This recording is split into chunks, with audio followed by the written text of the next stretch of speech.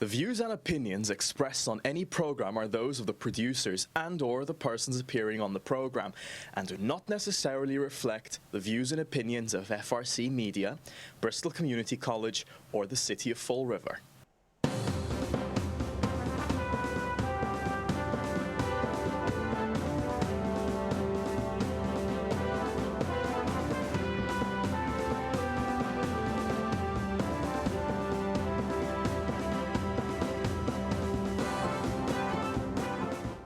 Well, hello. Welcome to Spindle City Straight Talk. I'm Chip. And I'm CJ. And it is Wednesday. Yes, it is. The day after a city The day council after meeting. the city does it again. If you don't learn from history, you're doomed to repeat it. And we repeated every shot we get. And there were gross misrepresentations in front of the city council to justify how we ended up $5 million in the hole. Gap. Yeah, well, we'll use a euphemism. Gap, deficit, shortfall, you can call it what you want, but again, our crack financial team has run us into the ground again. Does anybody remember how Will Flanagan went from everything is rosy to an $8 million deficit? But he actually had justifiable cause. Not an excuse, but a cause. They didn't prepare for the closing of the landfill, all the collective bargaining agreements they negotiated, and numerous other things like Dominion and a whole host of other things that were all encapsulated in Flanagan's shenanigans, which led to his recall. Ooh, but again, how did we get there? We got there by the city siphoning money away from everywhere, including healthcare, and dumping it in to pay other bills, robbing Peter to pay Paul. But ultimately, when you keep running up everything with no money, you get to a point where you got no more money to backfill because you keep giving everybody pay raises. So let's start off with the really fundamental premise. They said we had a $4.7 million gap. So we'll use Mary Sahadi's euphemism. I want somebody to explain to me how we didn't foresee $5 million worth of shortfall. What catastrophic event hit Fall River that caused this deficit? I don't know of any. Do you? I haven't heard of any. And then to try to say a significant, I forgot the adjective she used, increase in healthcare, which is an absolute fraud.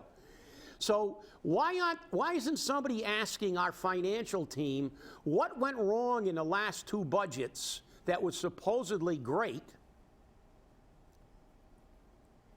that caused a $5 million shortfall? What wasn't prepared for? What catastrophic event? But let's get back to healthcare, because therein lies the greatest example of how this city gets itself in trouble. CJ, you've got basically, you've got this here. I've got everything right here in front of me. I guess everybody out there can see this headline. City workers' choice, raises or health plan. This article was June 21st, 1990, Fall River Herald News. This is the problem. The cost of health insurance is increasing. And that doesn't include the payments. The city, we have to spend an extra $7 million. Wow. Oh, figures don't, you know. And then it goes on in the other paragraph, continue from page 1. Listen to this. This is really important. The huge jump in what the city must pay out of its budget came about partly because a separate insurance trust fund, quote, dedicated, unquote, funds that were collected for health care had covered the rising costs in the past few years. But that account ran dry for fiscal year 91.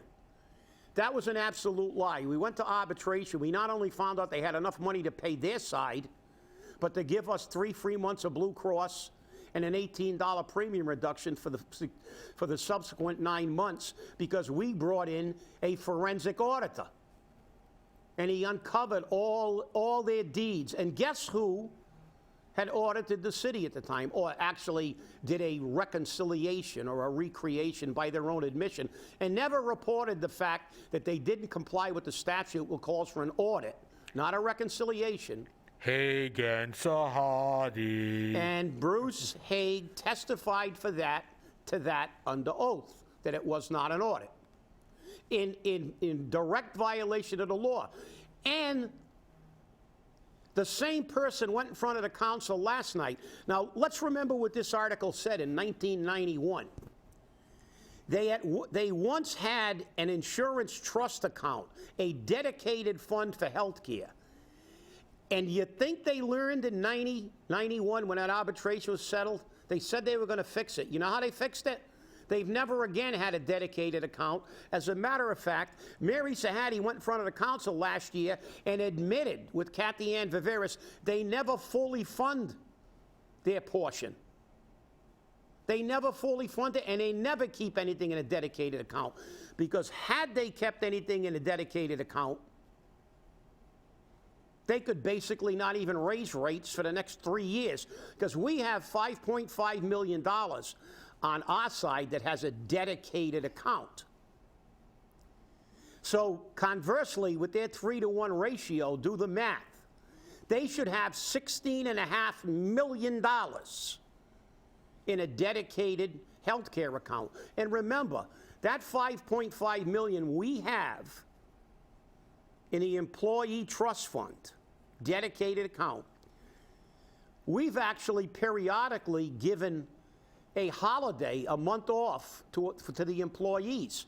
We don't let it get too large, but we also don't wipe it out. We're smart enough to be prudent. But no, the city loves to grab money, I guess, because the city does not keep their money that they say to the council is for health care in a separate interest-bearing account as they do by statute for the employees. So right off the bat, you'd have $16 million, city council. And remember, every time, when they said that last year, why didn't somebody figure out if they don't put in all the money they are legally responsible for, where did that money go? And doesn't that create a hole in the budget? Because if we run even at 100%, we're underfunded. So wherever they put that money, it's a false positive. It's false money. It's magic money. It doesn't exist because that money is supposed to be for health care. But it isn't. It's not there. That's what she does all the time. That's what she does and that's not even counting. CJ, you got a copy of this one, right? Yes, I do. Okay. This is the first year that the city of Fall River went from the other plan and shifted the burden to its employees. Now, I've got the other statistics, and that's how they try to confuse the council. They dazzle them with numbers, but it's pretty simple. They should have the money. And it wasn't a significant increase, because I'll prove it. You see at the bottom of the page, this is for under Chapter 69, either in plan design changes or joining. Now, these were submitted, or the GIC. This was submitted to, these are Department of Revenue figures. These aren't mine. The city of Fall River, you want to read the number, CJ?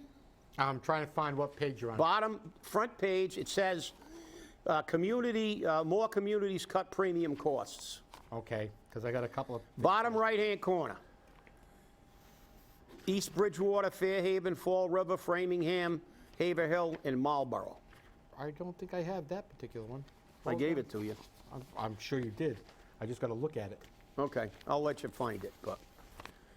And I'll editorialize on this. These savings are constant.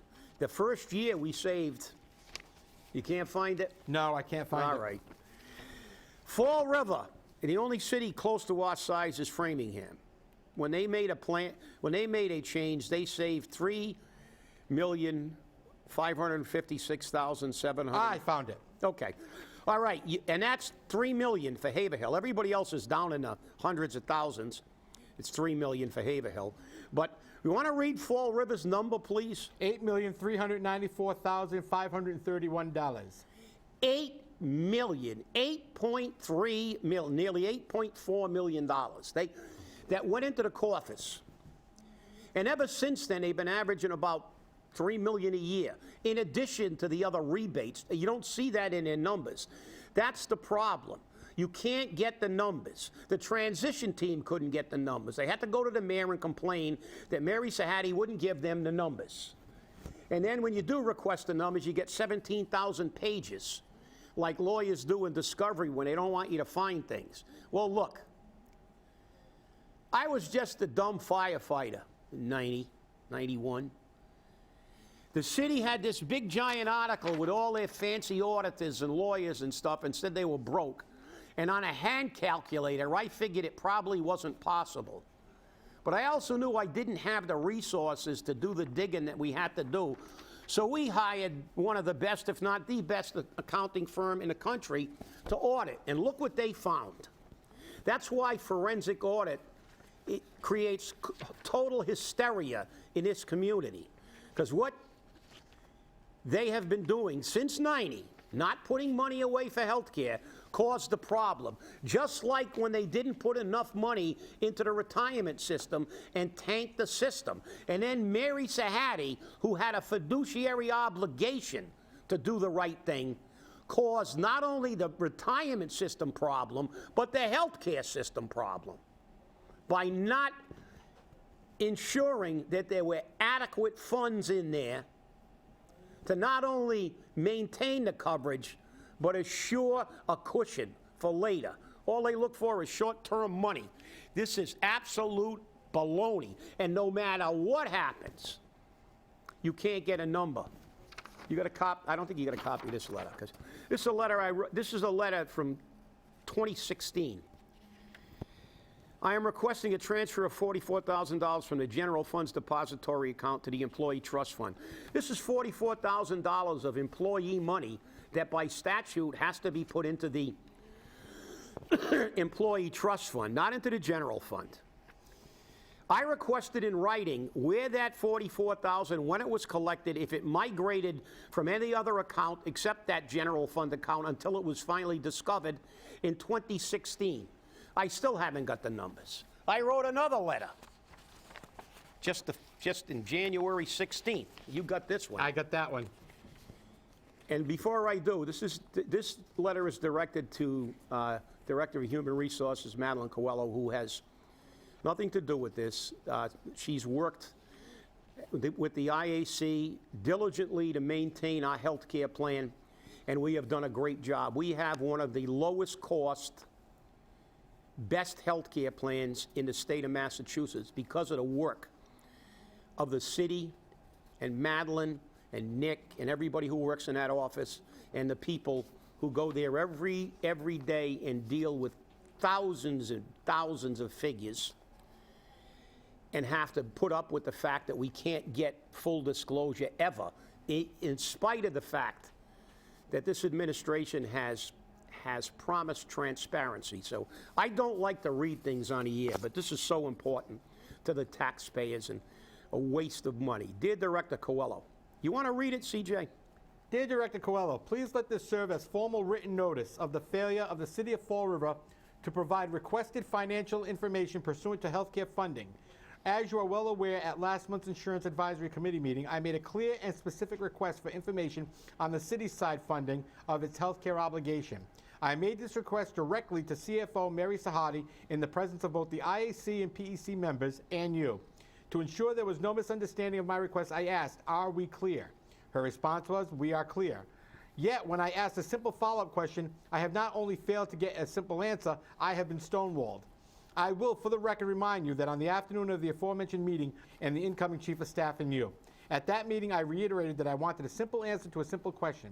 I also produced a 2016 document about the money improperly placed into city accounts rather than the employee trust fund as stipulated in Mass General Law, Chapter 32B, Section 8A. Improperly handled funds about which I requested information on in writing and to which I have yet received a response. It's 2020. I will be working with the Retired State, County, and Municipal Employees Association and file any and all necessary complaints to require the City of Fall River to provide me the information to properly perform my duties as the PEC representative for Fall River retirees. This financial information, in 1991, the city had nearly $2 million of employee money in city accounts. In that arbitration, which I initiated, Mr. Bruce Haig of Haig and Sahadi testified under oath that, unfortunately, they have remained that way. With accounts dormant for 25 years, another case of a large amount of employee money mishandled in 2008, a similar amount in 2016. There is a common denominator in virtually all of these errors, omissions, and consistently inaccurate financial information. They were not flagged during mandatory audits in spite of the fact that both a city audit and a healthcare audit are required annually. This pattern of failure to provide accurate financial information has lasted for decades and begs the question, why were they not found, and who was responsible for letting this problem continue for decades? I think we know the answer. In closing, I have a right as a PEC member to information necessary for me to make the best decisions for the members of the healthcare system I represent. The City Council may allow our financial team to not provide information that they are there to provide. I'll get back to you is an unacceptable response from a fiduciary whose response is to provide this information. I know additionally requests the healthcare audits of 2008 and 2016 in the last 4 fiscal years. Diane, Garb, and you have given me what you could. It is now up to the administration to require full disclosure to not only PEC members, but to all citizens of Fall River. An accurate assessment of our financial position is the foundation that we to rebuild not only trust, but our city. There is a clear fiduciary obligation to be met by our elected officials and those employees entrusted with the fiduciary responsibility and oversight of taxpayer money. Fiduciary obligation is the obligation or trust imposed by law on officials of an organization, making them liable for the proper use and disbursement of the organization's money, funds, and properties. Thank you for your anticipated cooperation. Robert Camara, PEC Representative, Retirees.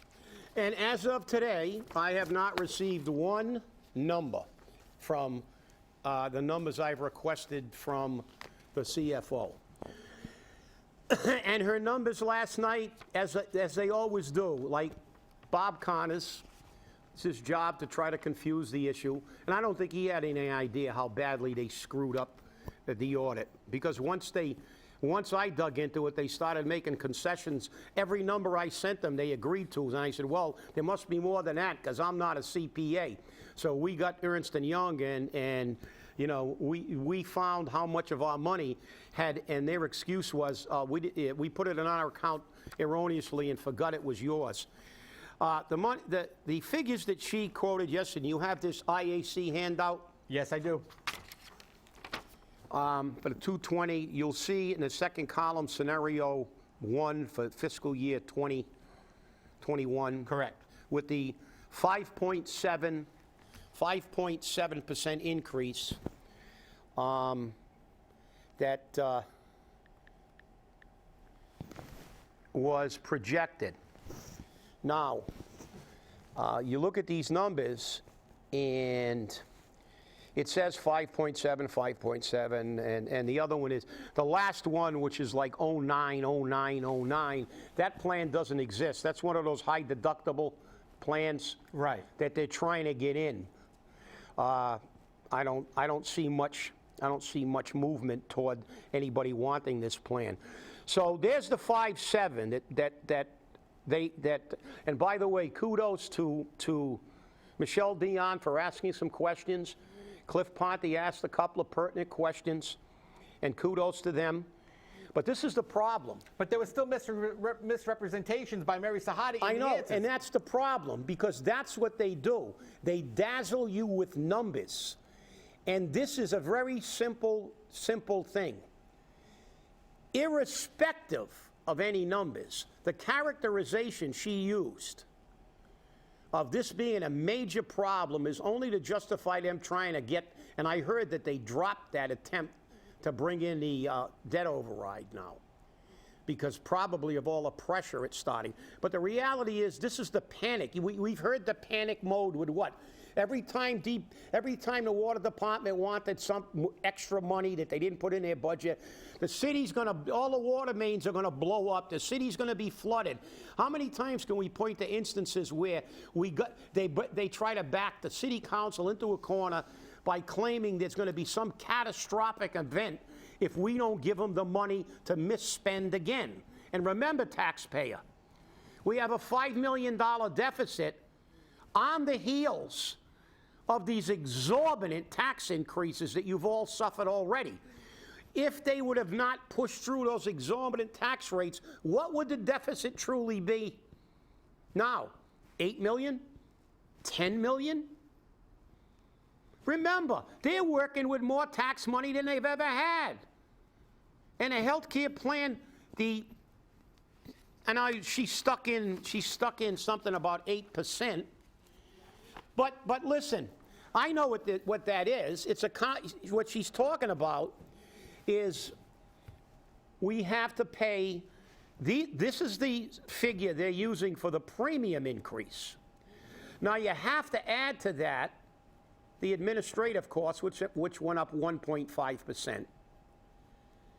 Then you have to include the cost of the pharmaceutical plans, Humana for the retirees, and PBRX, which is a benefit management.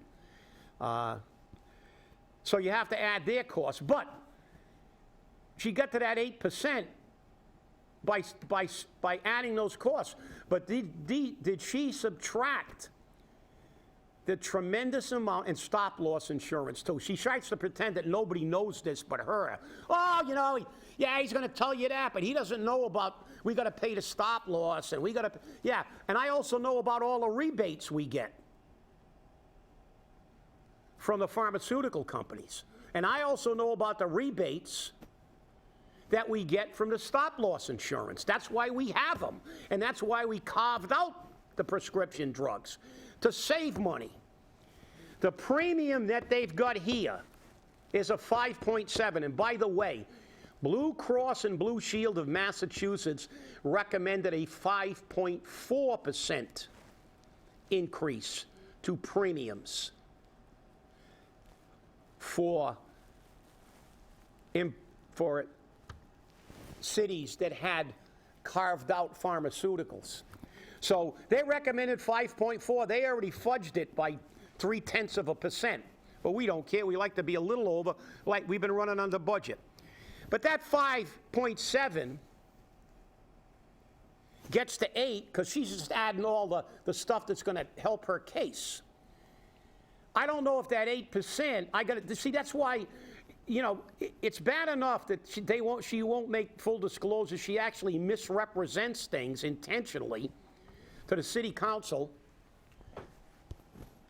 but she won't give the figures to the people who are there by law to look at these things, the IAC and the PEC. If she was going to use the 8%, I want to know if that 8% was just how much you pay out without factoring in how much the actuarial average is for what we get back. Because it may be lower than 8%. But irrespective of that, the premiums are going up. Well, I'll just do singles because it's easier. Blue Care Elect is going up $10 for a single. Okay? Network Blue, which is the more expensive, was actually the more expensive plan. Actually, it's no, it's actually the cheap one. It's the network. That's going to go up $12.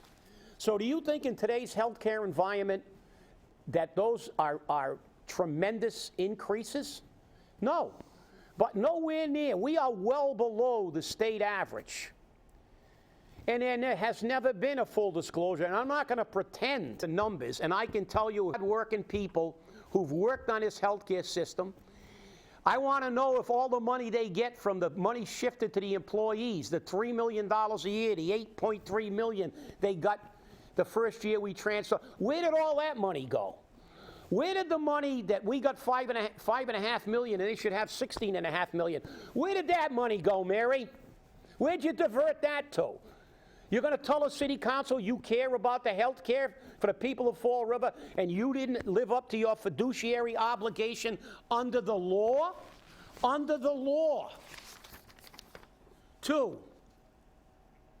properly disperse money.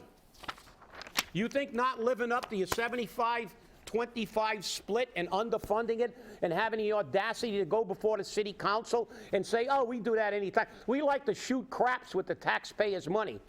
That's why 3 years ago we had to give the employees, the poor people, had to give you a $900,000 loan to keep the Canadian drug plan.